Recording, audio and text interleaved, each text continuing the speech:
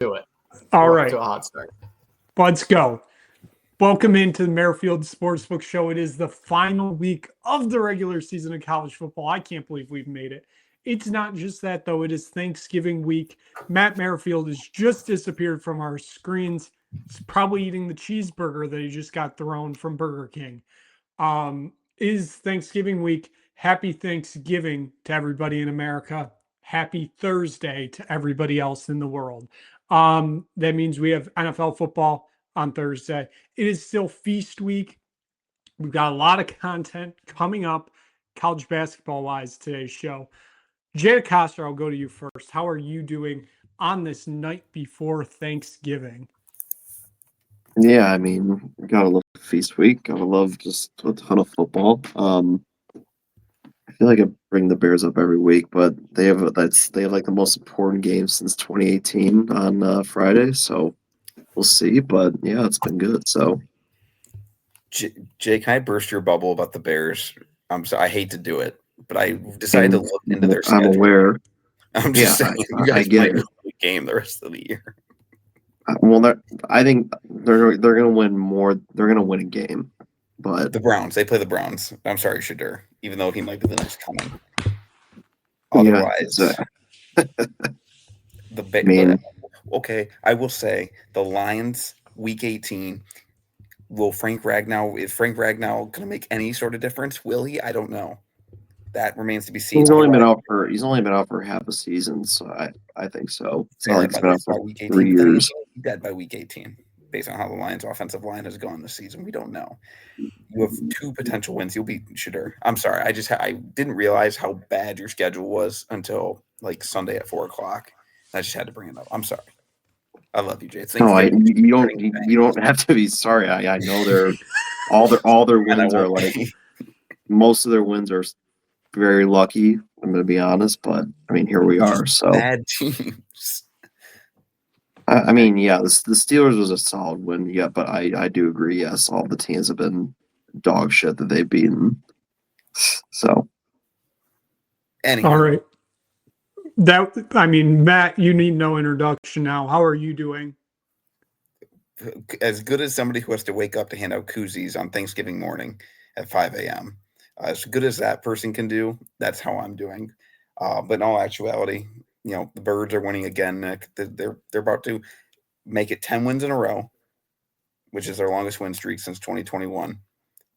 Actually, 2020, excuse me, pre-COVID, longest win streak since COVID-19 hit the United States, and they're about to win the I-75 Divide Cup presented by Coors Light.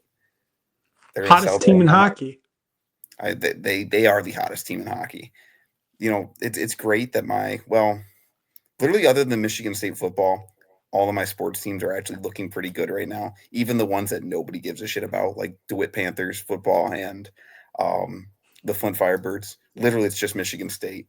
The San Jose Sharks, best team in the NHL. The Flint Firebirds, best team in all of hockey right now. The Indianapolis Colts, best team in the AFC. Michigan State football or basketball, really good. It's a great time other than Jonathan Smith being the black hole of sadness, or I guess happiness. He sucks in happiness and leaves you feeling empty. So shout out. Hey, you know what? He's proud of the way his team battled. There's a lot of improvements to come, guys. Rest assured.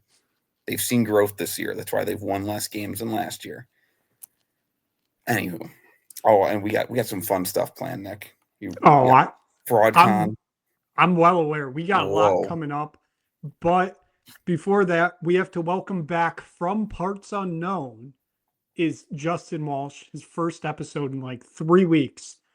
As it very much seems like his computer is very much lagging right now. But I still believe in him that he's going to get his message out right here. Yes, it is very much lagging. I'm actively working on a solution. I just turned on my phone's mobile hotspot, so hopefully that helps. But you know what? It's good to be back.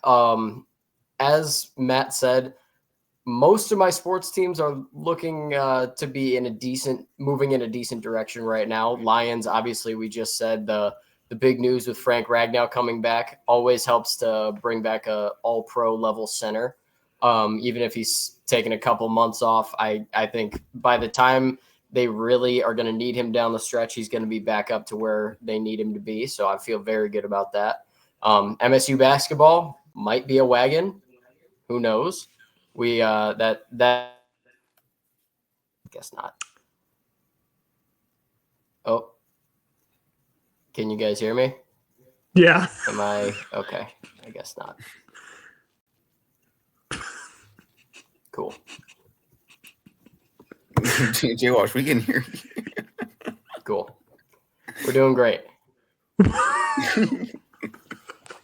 You can hear me? Cool. Yeah. I can't Yes, hear we you hear at you. all. Oh, jeez. Oh, no. Kick him Doing out. great. Get him out of here.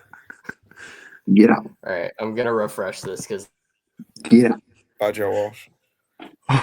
All right, Matt.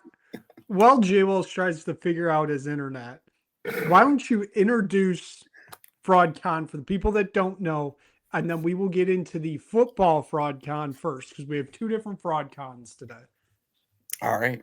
Oh, I can't wait. By the way, I don't have control of the screen, so I can't show it. I know, I do.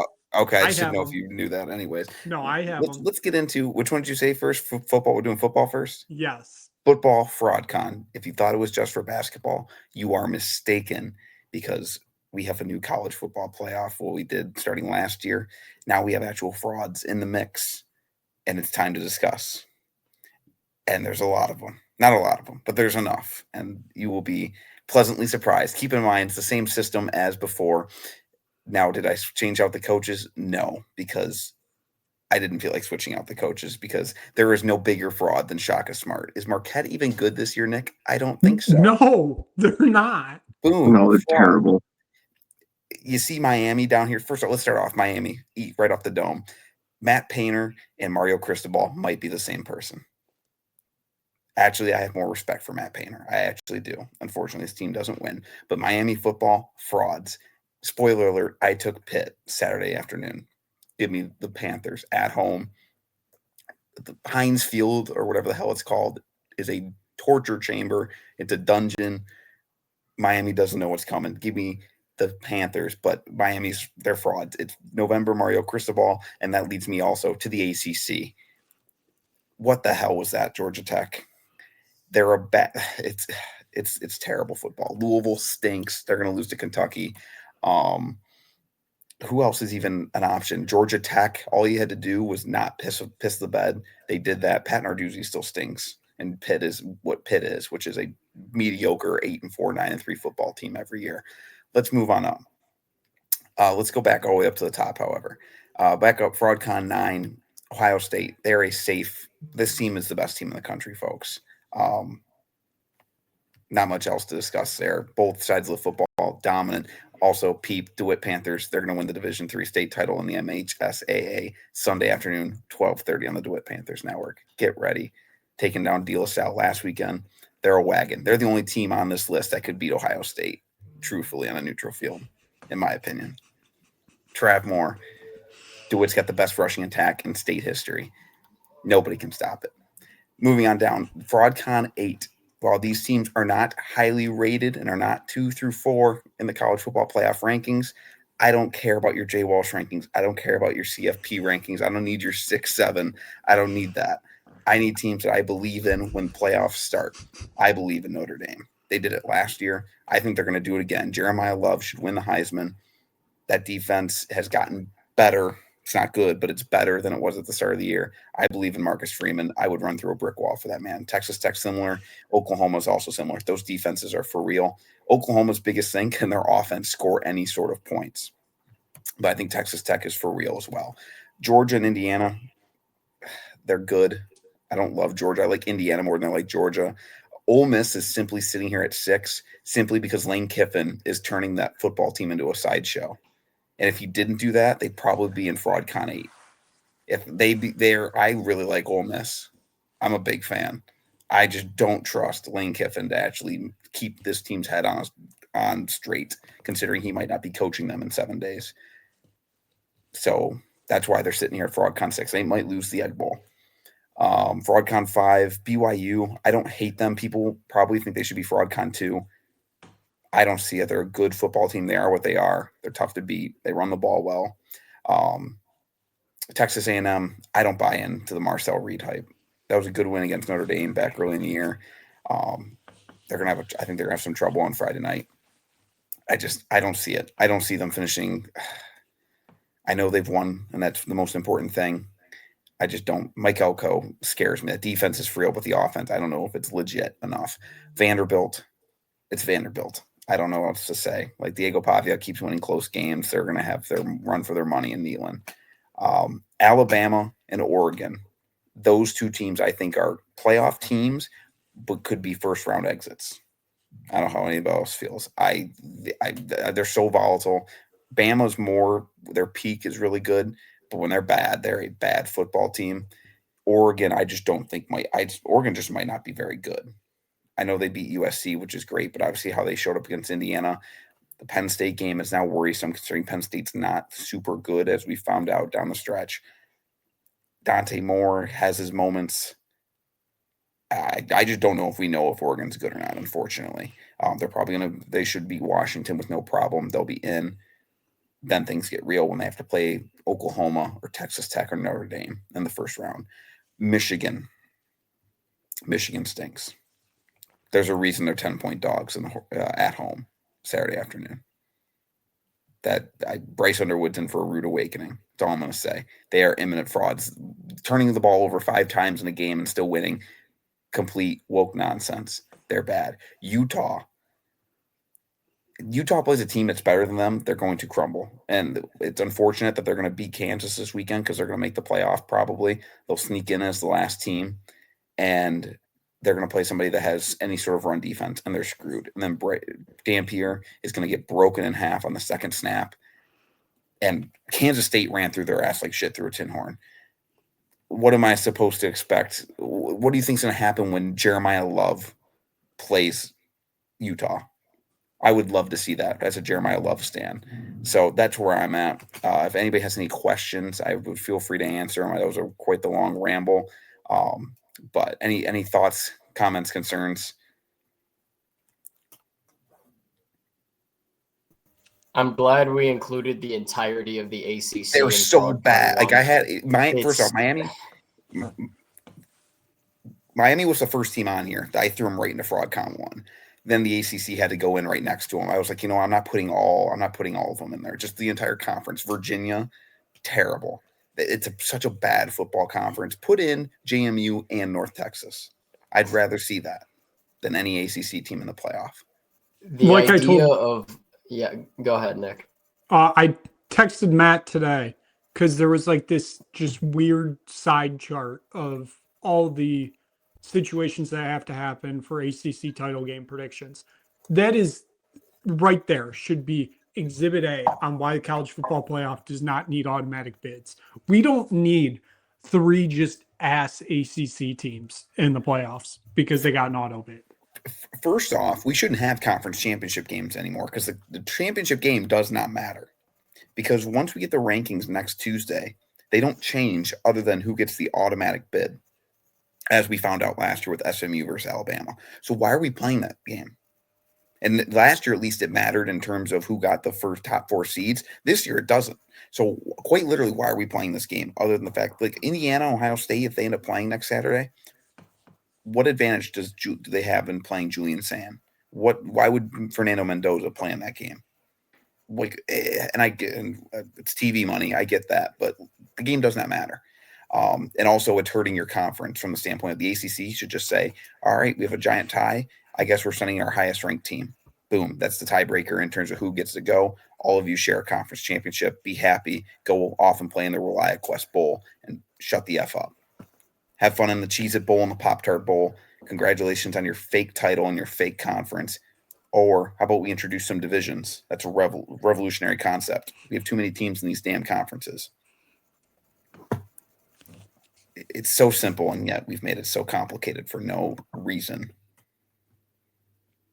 Any other thoughts before we move on? All right. DeWitt plays Mount Pleasant. I don't know how we can top that. So DeWitt plays Mount Pleasant on Sunday at 12:30. DeWitt Panthers Network.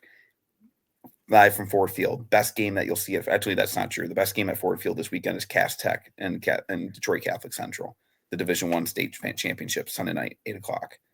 That is going to be cinema. Quick question, Matt. Are there too many private schools in the football titles? I don't know how to answer that. I mean, I hate the person. I know who you're referring to on Twitter that goes off about it every single week. I don't really care. The Division III state championship games, 2 public schools, and one of them had to beat a private school to get there. This is true. Anyways. All right, let's move on. Is basketball next? Here we go. Let's get frisky. It's feast week, folks. And we have, first off, I would like to say it's early, so I don't want any overreactions. That's why we have nobody in FraudCon 9. Nobody is your surefire elite teams. Those top 4 teams, though, Houston, Arizona, Gonzaga, Michigan State, I'm hard-pressed not to have those 4 teams as my final 4 teams as of right now. Obviously, the bracket's not out. I refuse to look at bracketology. Joe Lunardi and Jerry Palm are not getting my clicks until January 1st. But those 4 teams, I've liked what I've seen, even though Houston lost yesterday. They bounced back and took care of business. I forget who. Oh, they played Notre Dame today. Micah Shrewsbury, more plays than Broadway. But so Houston looks fine. They're going to be really good again this year. I want to focus more on the bottom, like FraudCon 5 and below. Auburn. This is a Jay Walsh special to be included in here, even though they more than deservedly Nepo. We should have a FraudCon 0, and it's just for Nepo babies when they fuck up. Like what the like what? This was terrible. And honestly, FraudCon 0 could also include a certain Nigerian prince that Nick Burt's going to talk about in a few minutes. But this is terrible. The Auburn. I don't even remember. Did I talk about how Michigan wasn't going to be a tournament team on this podcast? That was my take of the year. Obviously not looking great. Auburn, you didn't help at all, even though Auburn might not be a tournament team anymore. Moving on, the Players Era Invitational. This tournament's stupid. Like actually stupid. There's no crowds at these tournaments, at least Maui. And I understand Maui's a small venue, so it looks like a better crowd. But hey, that actually works in their advantage because they're playing in these arenas that are huge. Nobody's there. Nobody cares. How are they affording? There's 18 teams? You're telling me they came up with $18 million to just hand out to each school, plus Michigan or Gonzaga gets an extra $1 million tonight for winning. Where are they getting this money from? And they're going to invite 32 teams next year? Matt, you know where the money's from, right? What's up? Jay Walsh, go first. Can I just jump in and bring up the, I believe it was Joe Tipton who tweeted it out of on3.com. He tweeted out a picture of one of the games happening. It was basically trying to talk up the Players Era Invitational, talking about how great of a crowd it was. And you could see the stands in the background that were 75% empty. It's a Ponzi scheme. He literally in his tweet talked about how great the crowd was. And then go ahead, Nick, before I address Jay Walsh's point. I was saying, do you know where the money's coming from? If you say the Saudis or the oil money. It is. It's the UAE. Yeah. Oh, I didn't know that. Live Golf. It's Live 2.0. Well, Phil Mickelson can present the trophy to Gonzaga or Michigan. But speaking of the Players Invitational, even just the setup of the tournament, Iowa State, all the way up here in FraudCon 7, very strong. They've looked good to start the year. They had to play. Who'd they have to play this week? I forget. They blew out Syracuse because. Well, that's who they had to play today, and they played. They played the first 2. They had 2. Their reward for they had to play Creighton and St. John's back-to-back days. And they go out and they win. Shout out the Big East. They win both games. 2 very well coached teams, 2 teams that are tough to beat on a neutral court. And their reward is playing in the 5th place game against Syracuse. How does that work? Like this, and Nick, you tried, gaslighting me into the Champions League earlier setup, which that would never happen to take up the entire month of November to play this stupid fake ass tournament. But Michigan had to play 2 cupcakes. Whoever got Syracuse was guaranteed to make this damn final, which I don't even know if that ended up happening. Who did Syracuse By play? the way, Syracuse played and Houston and Kansas. But I guess neither of those teams made the championship game, but that's also besides the point. I would also like to address, now that we're talking about Syracuse basketball, I would like to address Houston being in FraudCon 8, considering their 2 games in the Players era. They went to overtime against a very mediocre Syracuse team and then lost to Tennessee. Your results in a fake tournament don't count. End of story. Moving on, finally, NC State. Will Wade. Who would have thought? I mean, NC State's not terrible, but like it's very clear that Will Wade once again conned his way and duped everyone with them. I'm glad they were able to take care of it. I'm glad they're playing in the Maui final right now against Texas. Hook 'em. That's not even the Maui final. Oh, that's right, because they lost the opening game to Seton Hall. Yes, this is the Maui 5th place game. Outstanding. I'm glad Trey Hallman left Michigan State to play in the Maui 5th place game. Congratulations, pal. Now his mom's going to be in our Twitter comments losing her crap on us. Anyways, I'm sorry. Just Will Wade's a con. I don't even care about Trey Hallman. It's more about Will Wade. Cannot stand the man. St. John's, I don't buy into him this year. I think them and Michigan were the 2 high-ranked teams that I was not in on. Louisville, why are they top 10 in the country? Can you explain that to me, Nick? No. I mean, they beat Kentucky, but did they even make the coming tournament in, last year? They did. They lost to Creighton. Of course they did. Who have they played? They played Cincinnati. They beat Kentucky in a good game, even though Kentucky is also not very good. Michigan, they moved up from a FraudCon 2 in my head to a FraudCon 3 simply because they've turned into prime Steph Curry and Klay Thompson the last 2 nights. Will it continue? I don't know. Wake Forest is terrible. Wake Forest is not very good. TCU, I learned yesterday, TCU lost to New Orleans, and they went down to the wire with TCU last week. I don't see it. I truly don't see it with Michigan. Now because they've shot well the last 2 nights and being gaslit into believing that they're a title contender and they should be number 1 in the rankings. I do want to point out, and honestly, I wouldn't be surprised if Michigan wins tonight because, Nick, year 1 under Juwan Howard, they won, the Bahamas? Yes, Battle for Atlantis. Atlantis. They beat Gonzaga in the championship game, and people forget because it was the COVID year. They were like a 9 seed in brackets going into the pandemic. They were not a lock to make the tournament going into the Big Ten tournament. And then COVID happened the next year. They won a fake Big Ten title. I'm just saying things, just because they're looking good now, I think they're going to struggle in conference play. What else? Bama and BYU, I think, are fine. Purdue, I was really high on before the year started. They haven't changed. It's the Braden Smith show, and he's super inefficient. Jeremy Fears is the best point guard in the Big Ten. Trey Kaufman-Redd's good, but it's Matt Painter's going to fuck up again. They're going to be a 3 seed. They'll lose in the second round, and time's a flat circle. So that's the FraudCon system. I can't wait to update it again in the next coming weeks. But biggest takeaways, players era tournament, invitational, whatever the hell, ACC, NC State, Auburn, all of them. Moving on. What else we got? Let's have some real fun instead of me yelling at clouds. Well, like you mentioned, I do have a Nigerian prince in FraudCon 1. And I don't know if I want to do the person in general or the whole team. I'll just do the whole team. It is somebody that Jay knows very close nearby. That is the Loyola Chicago Ramblers and former future Michigan State Spartan Drew Valentine. Absolute frauds. That program is dead. Fraudulent. This team was projected top 4 in the A10 this year, has one of the highest payrolls in the A10 this year, and they are 1-6. 1-6. And their one win was barely to Cleveland State on opening night of the season. They have followed that up with a loss to Mercyhurst, North Texas, Wichita State, Colorado State, Northern Illinois, Northern Iowa, and San Jose State.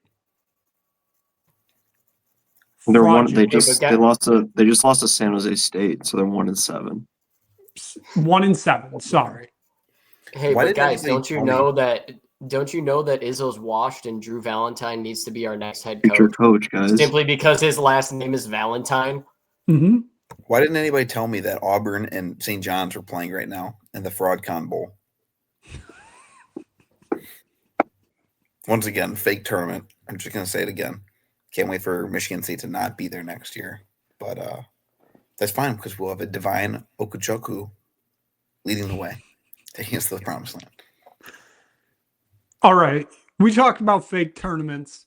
Let's get into some real or fake tournaments as we present the first annual Feast Week Real or Fake MTEs composed by my brain and the internet.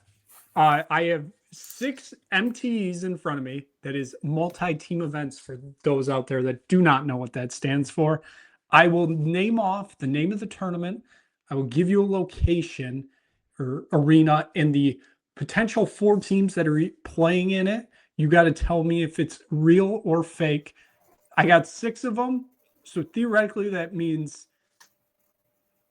there could be, 1 real one and 5 fake ones. It could be, 3 and 3. I don't know. Let's just get it rolling, though. We're going to start off with kind of Jay Walsh, yes. All I was going to say is all I know is if UConn is one of the teams that you mentioned, I know it's fake. I will say UConn is not one of the teams that will be mentioned here. Is the one we discussed yesterday, Nick, on here? I feel like we discussed a lot of them, but the one especially from yesterday is not in there. Damn it. Okay. Because that might be my favorite one. But anyway, let's get to it. Let's start out with I'm going to ease you into this one. This is going to be a little bit easier. We're going to start with the Emerald Coast Classic at Raider Arena featuring DePaul, Georgia Tech, Drake, and LSU. Is this a real or fake MTE? Matt, I'll go with you first. Real or fake? It sounds real. I feel like that is a real MTE. The question is whether or not that is this year's, because it's got to be this year's field, correct? Yes. I feel like I just saw Drake was playing somebody and it wasn't one of those 4 schools or 3 schools. I'm going to go fake. Jay Walsh? That has to be fake. I mean, that field is definitely something. Would certainly be one of the fields of all time if it was real. And I'm kind of hoping that it is, to be honest, but I can't believe that it is. Jay Coster. Yeah, I got to go fake as well. It just doesn't sound right. Gentlemen, this tournament will be starting on Friday. Shit. I don't know what channel it's on, I'll be honest, but this is a real MTE. All right. Well, so much for easing us into it. Well, I mean, DePaul, I figured, give you a little bit of a layup here.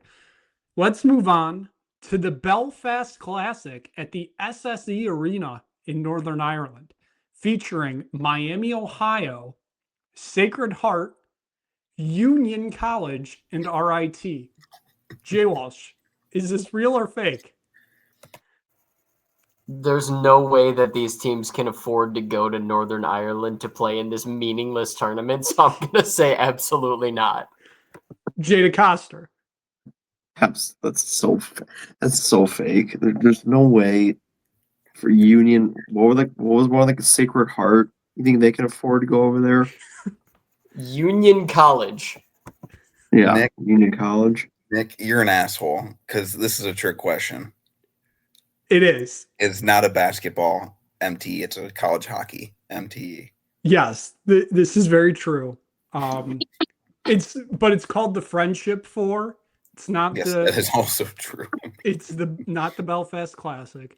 But this is indeed fake because it is a hockey MTE that is taking place this week. Quick question. Jay and Jay Walsh, would either of you like to guess where Union College is?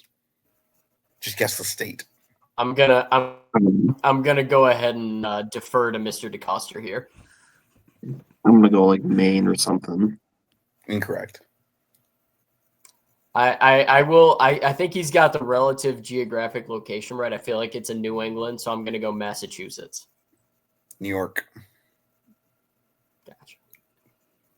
The more you know. Let's move on, Nick. All right. We're moving on to the Western Slam at the visitlethbridge.com arena in Lethbridge, Alberta, home of the Lethbridge Hurricanes. That's probably the most times Lethbridge has ever been said on any podcast ever. Featuring Kennesaw State, Kent State, Montana, and UC Irvine. Jada Coster, is this a real or fake MT? I'm gonna go real. I'm gonna go real. That's Matt Merrifield. It's fake because I believe Lethbridge is being used for the CHL Prospects Challenge at the moment. Jay Walsh. I am also going to go fake. Obviously, I had absolutely no idea of if I have no concept of what Matt said is true at all.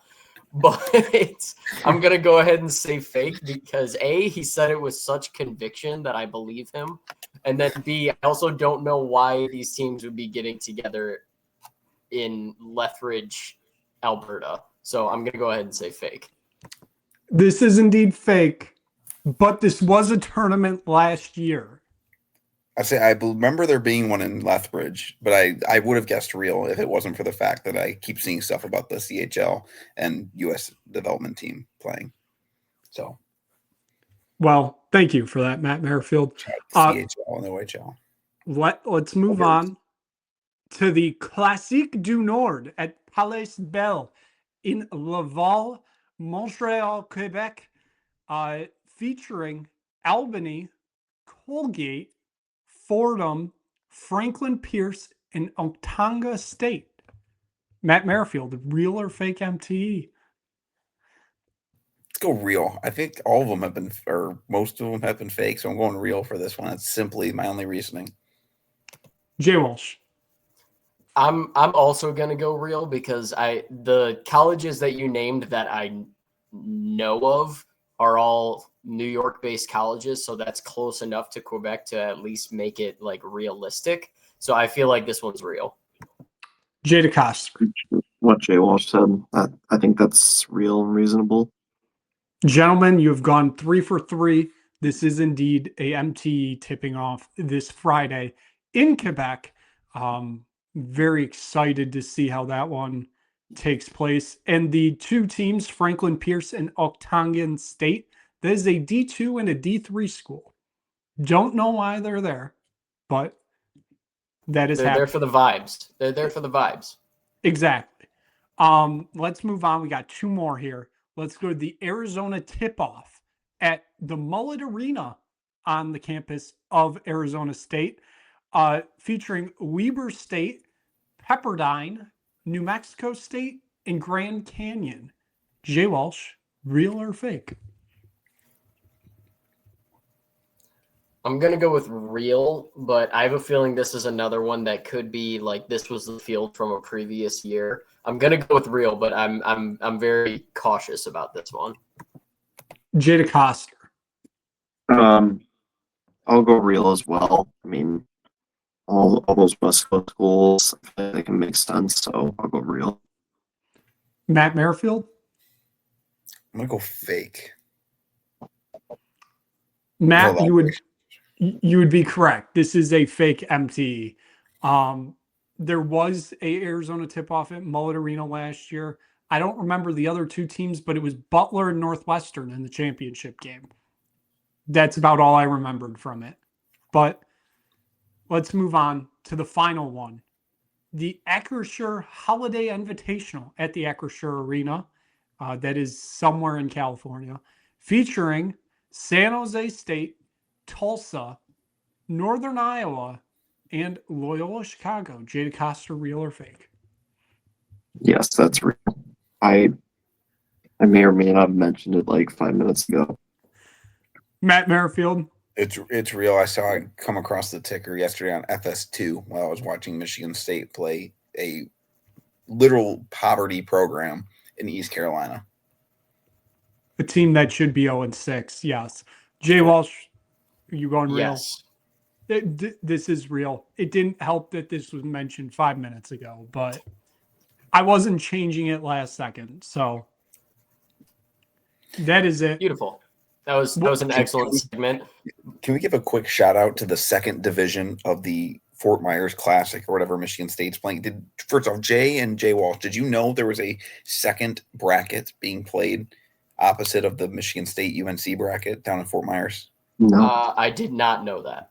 Would any of you like to just throw out some schools that might be playing? There's 4. Would anybody like to get? There's a military academy, 2 MAC schools, and a Patriot League school, I believe is what the one school is, Nick. Yes. Yep. The Patriot League school has a tie to Michigan State. Oh, is that Northeastern? No. Did you hear Colgate? Good guess, but no. The Patriot League school was Bucknell, our opening round matchup back in, what was that, 2018? 2019. No, it was 18. Oh, same It was thing. Little Caesars Arena when we lost to Syracuse the next Close enough. 2 days later. Anyways, the other schools are VMI, Bowling Green, and Buffalo. They played Monday, and then they played today. I have no idea what the winner was, but that was the other division. Played in the same gym. Yeah. Slipped on the same floors. It's Just great. absolute disaster class. Just by when the, I thought, because I thought the whole point of them inviting ECU and St. Bonaventure was just so it wasn't a complete waste of a week in that event center. Turns out they invited 6 extra teams, even though everybody's only there for MSU UNC tomorrow. But hey, shout out Florida Southwestern State. Yes. Also, I feel like with the preface that Matt gave before this segment, I feel like we have to hear the one that you guys were talking about yesterday. It was that one. It was Gotcha. the extra division. I was just curious if Nick was going to throw that in there. So, All right. Let's move on to some football for once. boo. Thank you, Matt. NFL Thanksgiving. Your 3 games: Green Bay at Detroit. Detroit's a 2.5-point favorite. Kansas City at Dallas. Kansas City's a 3.5-point favorite. Cincinnati at Baltimore. Baltimore is a 6.5-point favorite. Jada Coster. We were talking about some NFL pre-show. What game are you most looking forward to on Thursday? I mean, obviously, NFC North will be paying attention. The Packers and Lions is obviously the best game of the slate. It's not even close. I mean, it's a huge implications for both teams. Like, you got the Lions trying to get revenge from the week 1 game. I mean, obviously, I'm looking forward to that. Chiefs, Cowboys, I'll be eating my dinner by then. I mean, Mahomes, I guess that's all right. Bengals, Ravens, I'm going to be honest, I have zero interest. I mean, I know Burrow's coming back, but like none of these teams really entice me. So Packers, Lions, I mean, pretty excited about that one. So I mean, I guess I can go right in the picks. I'm going to take the Packers. I just think with the Lions, I know they're getting Ragnow back, but obviously he's not playing tomorrow. The Packers defense is really good. I think the Lions offensive line is is struggling, and they're also pretty banged up. They didn't look great against the Giants. I know they got a win, but the Lions they're not. I mean they're really good, but I think when they get Ragnow back, they'll be ready to roll for December. So I'll take the Packers in that one. I'll take Kansas City over Dallas. I know Dallas is playing better, but Chiefs are going to do what they do. They're just going to get on a hot run here heading into December, heading to playoff time. So give me the Chiefs. Honestly, I kind of like the Bengals to cover here. I think Burrow gives them a little spark. I think it'll be a little bit of a closer game. So give me the Bengals +7, but I think the Ravens escape. I don't think the Ravens are that great this year. I know they're favored in that crappy division, but I like the Bengals to keep that close because, I mean, their offense is really good, even though they're missing T. Higgins. So, Matt, I'll go to you next. Before I ask you about the NFL, stop if you've heard this before, but Michigan is shooting lights out right now as it is 13-3 Of course they are. All right. You will obviously be made my night. I know. I know you will be outside of Ford Field tomorrow, but what are you thinking on these 3 games? I like the Packers tomorrow. Frank Ragnow coming back is great, and it will help the Lions. How much? I don't know, because Graham Glasgow will still be playing on the football field. Now, it will help that the right tackle and center will be doing most of the work when he's at right guard, but still. But for tomorrow, I don't think it helps. If Ragnow doesn't help tomorrow, and the way the Lions have played the last month has not been impressive. Their game against Washington, they played well, but they have just their performance the last month. They have not played like Dan Campbell football that we've come to expect. And I think the big part of that is their interior offensive line is not giving Jared Goff any help, and he's somebody that, as we've known, and this has been known, when things aren't going really well around him, he is not somebody that's going to pull this team up. Josh Allen, that's nothing new for Lions fans. I know they've known this, but it's just tomorrow. Green Bay's defense is going to come, and it might look similar to week 1, unfortunately, for Detroit. So I'm going to take the Packers to cover the 2.5 on the road on Thanksgiving. Also, the Lions have sucked on Thanksgiving recently. That needs to be addressed. So I miss when that used to be the one game a year they would win. It seems to be the opposite here as of late, except for when Matt Eberflus doesn't know how to manage a clock. Kansas City at Dallas. I guess I'll take Dallas. Dallas always gets their ass kicked on Thanksgiving. I'll take I'll take Dallas in the 3.5. They won't win, but I think they cover. I think they keep it within a field goal. I think that's going to be the best game of tomorrow. And then the nightcap, I'll take Cincinnati to cover the touchdown in a rivalry game. But Baltimore's playing really good football right now. Now they're healthy. I will also be taking Navy tomorrow plus 5.5 against Memphis as they try and clinch a spot in the college football playoff. That's the most important game being played tomorrow. So, anywho, moving on. Matt, to brighten up your night, are you aware the final score in Flint, Michigan? I saw that Jimmy Lombardi scored a go-ahead goal with like 3.5 minutes left. And that would be the game-winning goal. The Flint Firebirds have won 5-4 and have clinched, at least according to you, the I-75 Divide Cup presented by Coors Light. I'm heartbroken that I'm not there to see it, but still, congratulations to the Birds. That's 10 in a row, folks. Hottest team in hockey. Jay Walsh, I know you're looking forward to the Lions tomorrow, but give me your thoughts on these 3 games.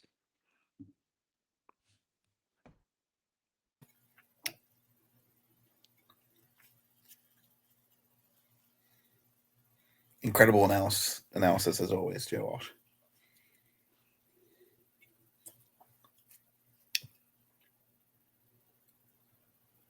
Okay, then.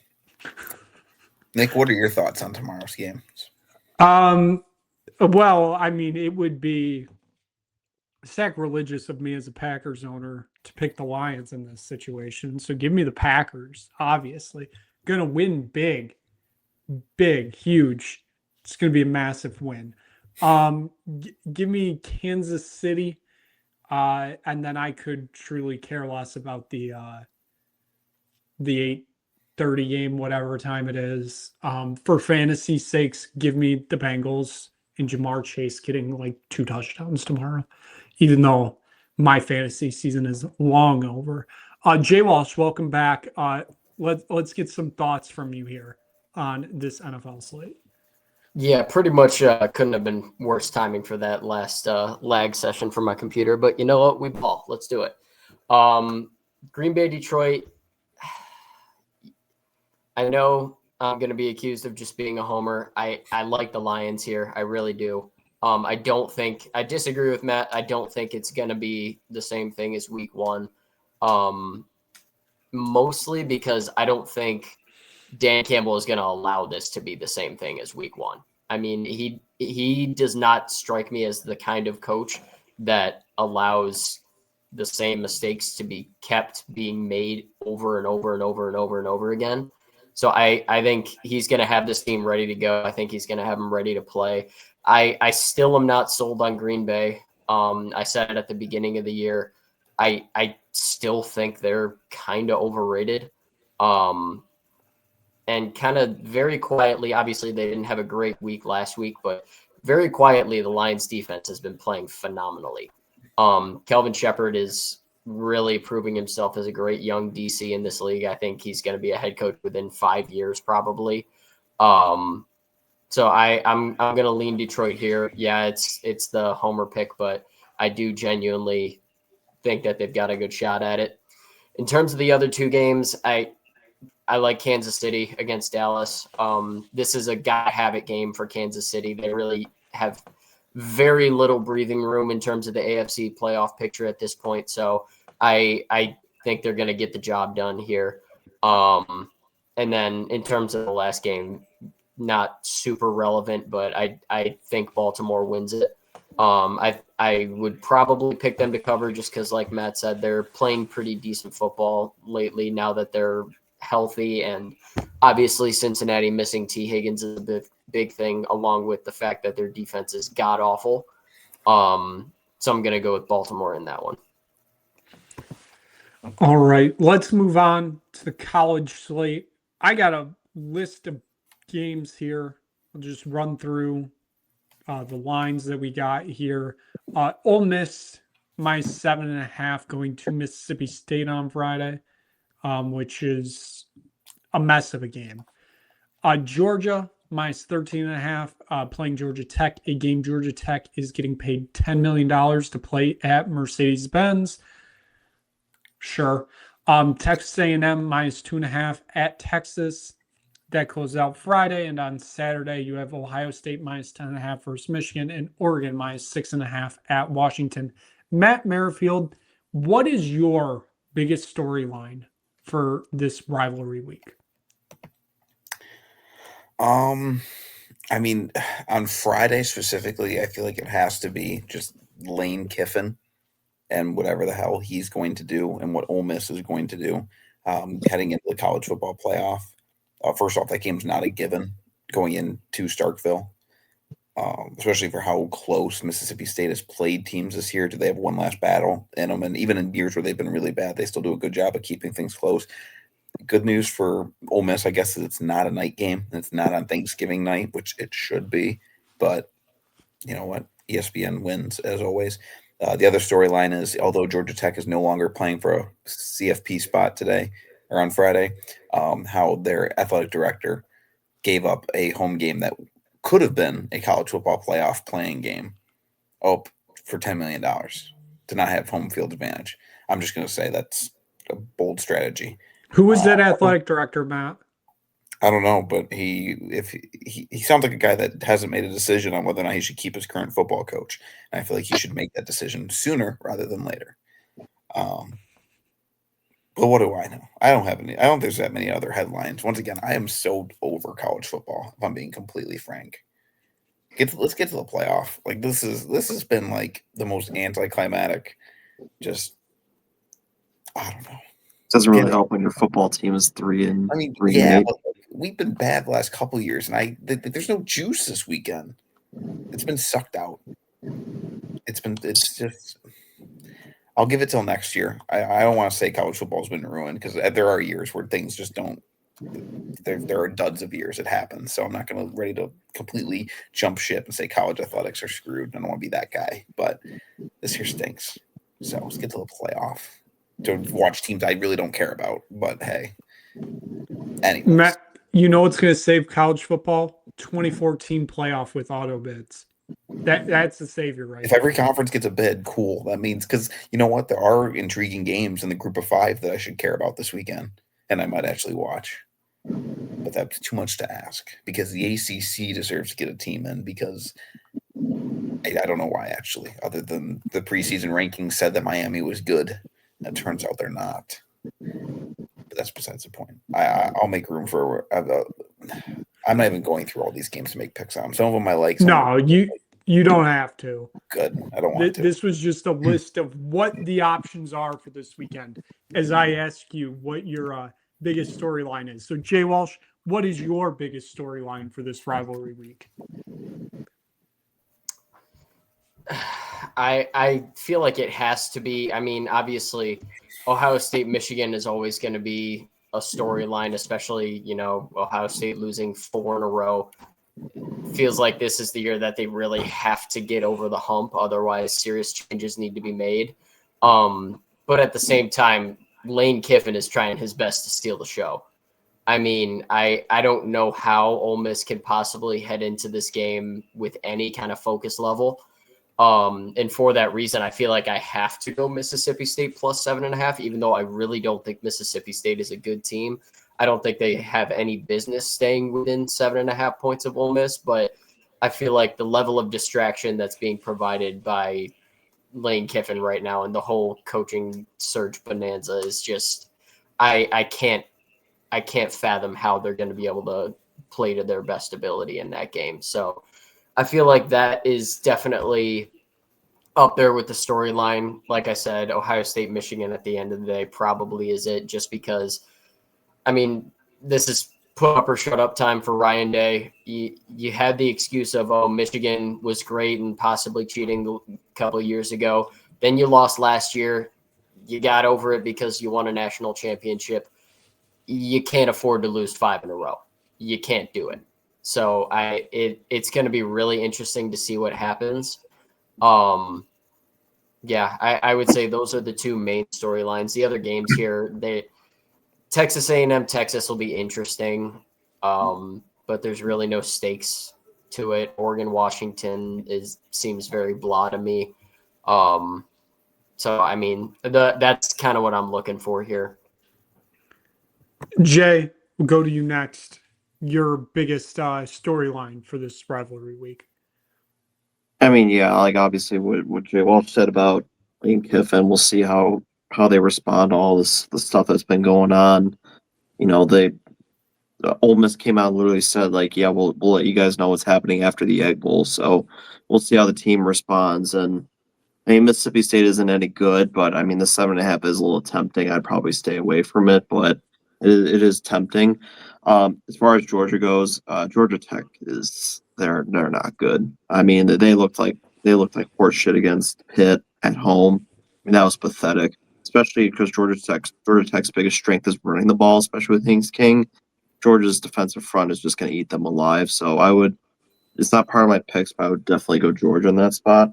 And I mean, A&M's on upset watch at Darrell K. Royal. I mean, it's going to be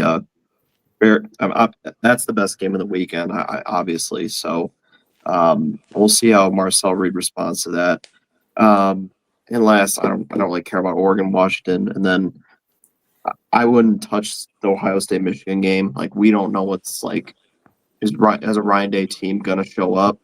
Like, we don't know. I mean, and that team is way more talented, but especially last year, I just don't know what team is gonna show up. So I'm not picking. I'm staying away from that game. So.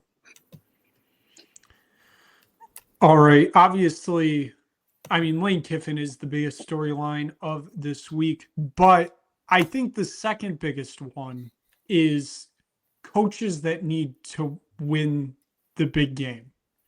One of them is Ryan Day, obviously. He needs to win this game against Michigan. I know they won national championship last year, even after they lost, but you can't lose 5 straight.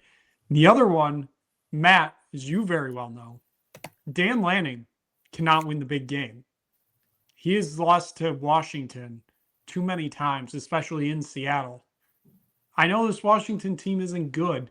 That line is kind of low. Now, that kind of spooks me a little.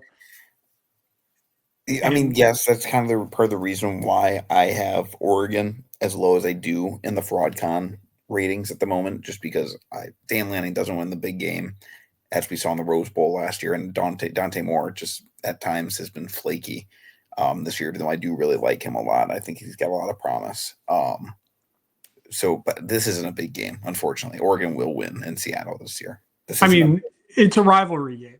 So yeah, but Oregon's going to win. I'm not as high as I was on Washington.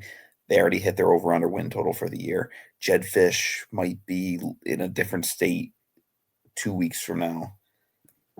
Sure, I do like Jed Fish as much as I didn't like him for 12 months last year. The Oregon wins. I don't have any worries about that one. Now 6.5 is an odd number. I don't know if I would take that or not either way, but Oregon will win this football game. Well, let's hope so. Jed Fish, for no reason at all, going to mention Florida graduate. Let's get into the picks. Jay Walsh, I'm going to let you go first. You always complain we don't do the rankings, and you're probably still top. And I want to make sure while we catch you, while you still have internet. So let's get those picks. That's probably a good call on your part.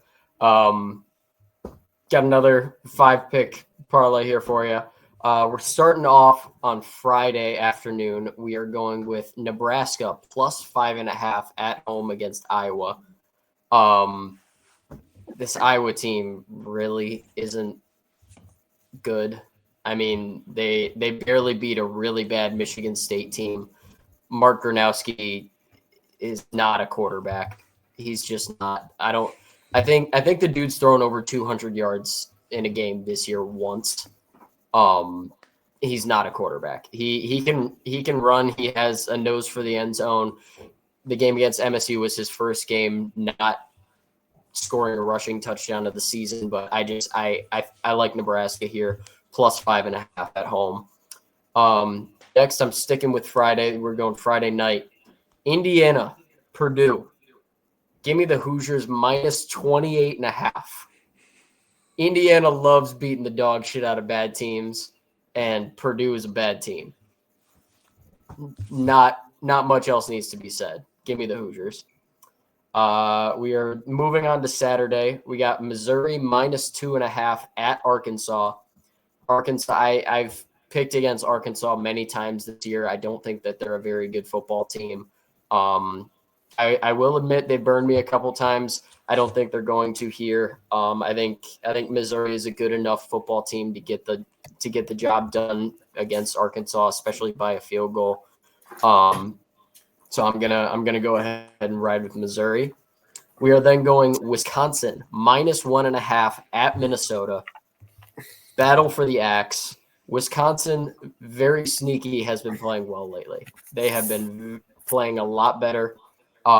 Minnesota, I'm very much not sold on. I'm rolling with the Badgers here. I think they get the job done. And then my final pick, this is an absolutely disgusting pick. I don't like it, but I feel like I'm morally obligated to do it. LSU, Oklahoma. The over-under for this game is 36.5. I feel like I have to take the over. Like FanDuel is daring me to take the over, and I have to do it. When they go low, you go lower. I can't go lower than 36.5. Are you convinced that LSU is going to score a single point in this football game? This line makes sense. If we're going to be completely honest, that line makes sense. The total might be big, which scares me because I may or may not have taken Oklahoma. But Oklahoma's not scoring 38 points by themselves, and they're going to have to. There is no way. I'm taking the over. I'm sorry. LSU is a decent defense. Their offense is just putrid. I can't go under 36.5 in good conscience. I can't do it. I just can't. Fine. That allows me to catch you in the standings. That's more than fine by me. I'm just telling you. I have to go over. I'm going over 36.5. So those are my 5 picks. Lock of the week. Fuck it. We'll go Nebraska. We'll go early on the lock of the week. Apparently, it may have been. That's like this third straight week my lock's been taken. Nebraska's terrible without Patrick Mahomes, future Texas Tech quarterback. I'm Mahomes. Hey, respect TJ Lateef. No, actually. All right, I got a couple backups. We're good. Jay's got him locked and loaded this week. Jay, we'll let you go now. Yeah, let Jay go. Let's see what the moxie. All right. Yeah, we'll see. All right. We'll start off with the game we discussed previously. I'm taking Texas money line It's at home. It's at DKR. I mean, A&M's been playing a little bit of fire. I mean, they almost lost to a terrible Carolina team. I still think A&M's really good, but I think they're due for a loss in the spot before the CFP. So give me Texas in the spot. DKR is going to be absolutely rocking. So give me Texas. Next, I'm obviously going to go Nebraska +6. I can't remember, but in this game, there's in the Heroes game, I believe it's called.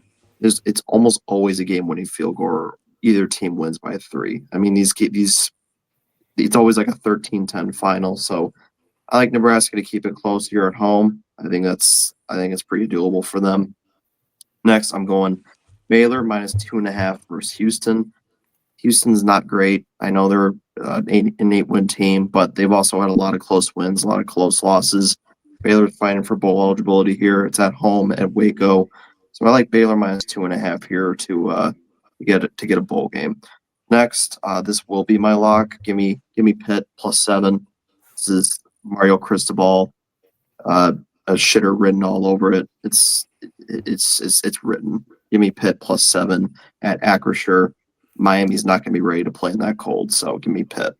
And then finally, I got BYU -17 over UCF. UCF is awful. I love betting against Scott Frost, so give me BYU -17 over in Provo. So those are my 5 picks. Matt, I'll let you go next. Outstanding. Let's All right. Well, I have 2 Friday games. Let's start off at noon on Friday. I know I just got done calling them frauds, and they are going on the road. But give me Utah -10.5 at Kansas, and Jalen Daniels' final game of his career. Utah, like I said, okay, I would like to preface Utah. First off, I took them against Kansas State last week, and that defense pissed me the hell off. Kansas will not do that. Like, Kansas State is better than Kansas, as we found out, because didn't Kansas State? Yes, Kansas State beat the crap out of Kansas. What's up, Nick or Jay Walsh? Are we absolutely sure this is the final game of Jalen Daniels' career? Are we absolutely sure? I don't know. We might want to put a couple extra bullets in his head after the game's over just to make sure. But I'm hoping, unload the magazine. If I'm is it Whittington or Whittingham, the head coach at Utah? Oh, Whittingham. Whittingham. Okay, Whittingham needs to unload the magazine. Just beat him by 60. Wow. They're gonna run right through them. They did it to Kansas State. They just couldn't get a fucking stop. Literally, I can't wait for 31-year-old Jalen Daniels to be leading the Jayhawks onto the field in 3 years. Anyway, so yeah, give me Utah in that one, because Utah's good when they play teams that they're better than. Also, Big 12 on Friday night. Mike Merrifield rule out in the desert. Give me Arizona. The Wildcats have found themselves ranked here in the final week of the regular season. They're favored by 1.5. Jeff Sims, his final game of his career. Well, I guess he'll be playing a bowl game. He sucks even worse than Jalen Daniels. Jeff Sims is a terrible quarterback. Give me Noah Fafita, former future Heisman winner Noah Fafita. Give me Arizona -1.5 in Tempe. Going on the road. Arizona's hot right now. 4 straight wins. They're feeling it. They're going to finish off on another 9-win season for Scott Brennan in year 2 with the Wildcats. Brett Brennan. Oh, Brent Brennan. Brett or Brent? Brent.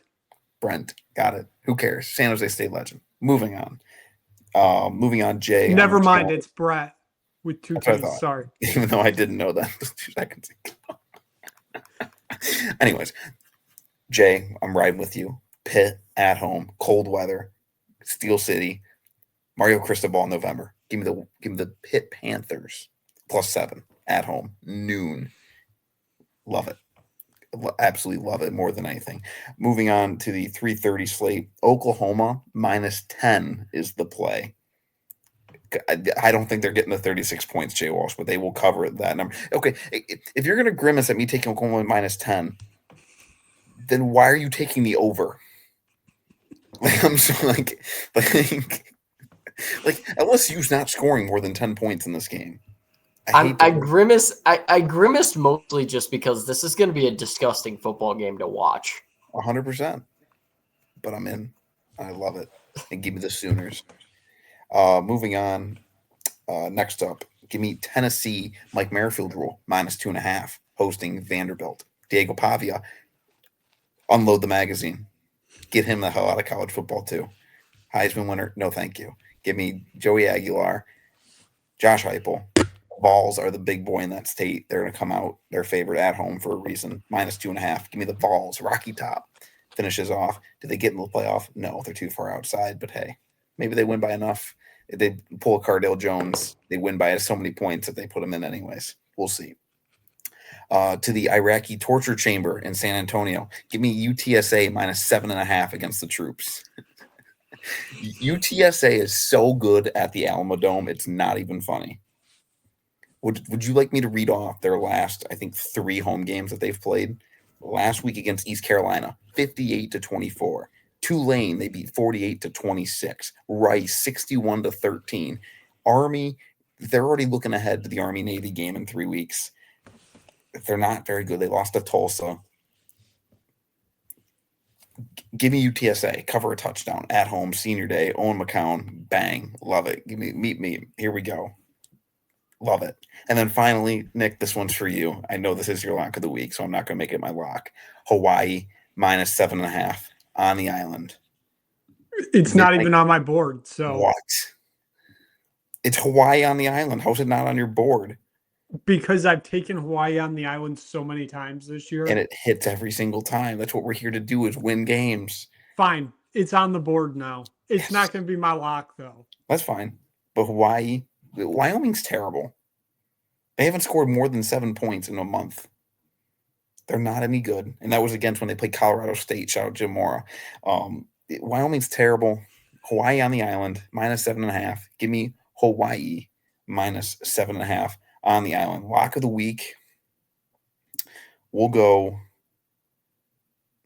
Tennessee. Mike Merrifield rule. That's the one I'll make my lock. So the Vols, good old Rocky Top, gonna get it done. Can't wait. You guys are shaking your head about UTSA. They're gonna light Army on fire. Betting against the troops on Thanksgiving weekend should be an absolute I don't feel crime. great about it. I'm not gonna sit here and say I feel good about myself, but hey, you're asking me to make picks. I'm gonna take UTSA. Matt Merrifield. Yeah. Every Iraqi torture chamber has its kryptonite. 2019, 31-13 Army. 2020, 28-16 Army. 2023, 37-29 Army. Those are the 3 times the Army has went to the Alamo Dome. That is the Roadrunners' kryptonite. That's not great, but it's too late now. It's been said, and we're going to stick with it. Meet me. They were supposed to make the college football playoff. Things happened early in the year. There you go, Jay. They're a damn good football team. Jeff Traylor should be a future Spartan. I'd support it. They're going to get it done. All right. It is time for a parlay that has changed by the moment because I've been forced into Hawaii because I always take it. Let's just start there. Give me Hawaii. Even though that is the last game, so I'm going to work in inverse order here. 7 o'clock on Saturday. Give me the Fighting Terps +3.5. No. Ford Field. It's I'm north sorry. of 3. What? It's north of 3 points. It's 3.5 right now. Why is Michigan State favored in this game? is it I going know on? Maryland's not Exactly. good, but Why is it going in favor of Michigan State? That is why I'm taking the Fighting Terrapin Stations. Give me Maryland. Nick, I'm seeing -4. Give it to me. Give it to me. Why are they doing this? Give it to me. Give me Maryland. I might take Maryland money line if it keeps going up like this. Give me Maryland. Let's move on to both of our basketball teams are absolute ass, and we blew up a basketball conference so that we could get ACC money. Bowl game between Boston College and Syracuse. Give me the under 52.5 because both these teams are absolutely atrocious, and I hate both of them with a burning passion. Give me the under there. let's go Friday. Let's head out to Tempe. Give me Arizona State plus 1.5. It's a home game in Tempe. I know the Wildcats have been hot as of late. Kenny Dillingham might be coaching for the job at LSU or Ole Miss. Who knows? We'll see. But he may be coaching for a SEC job. He's going to put up some style points. Give me the Sun Devils plus 1.5.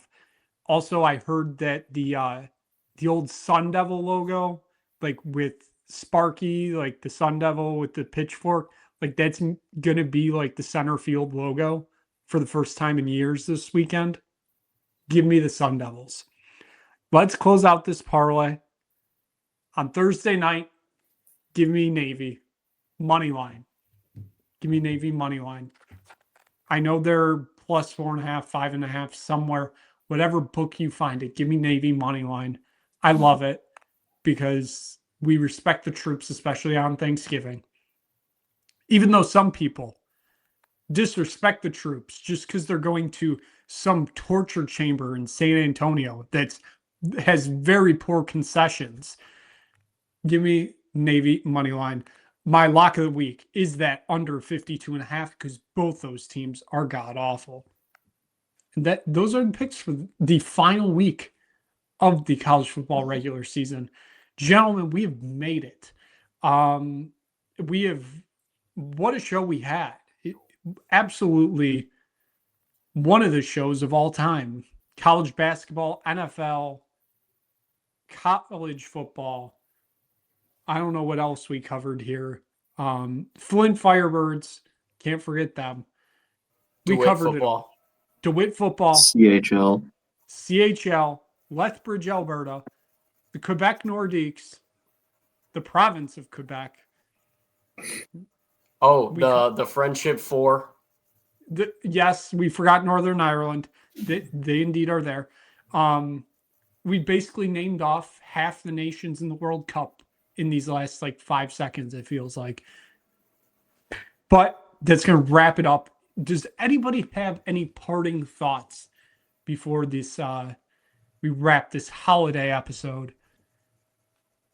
Frank Ragnow is going to save the Detroit Lions. Bears plus 7. Black Friday football. If you know Black Friday football is a crime, it should be college football exclusive. Isn't that game on Netflix or something? Prime. I get to listen to Al Michaels, who's way over the hill. I don't know if you guys saw, but S.J. Tui, the kid from the Blind Side, is now the athletic director at UL Monroe. Wonderful. Just read that on Twitter. So, go Warhawks.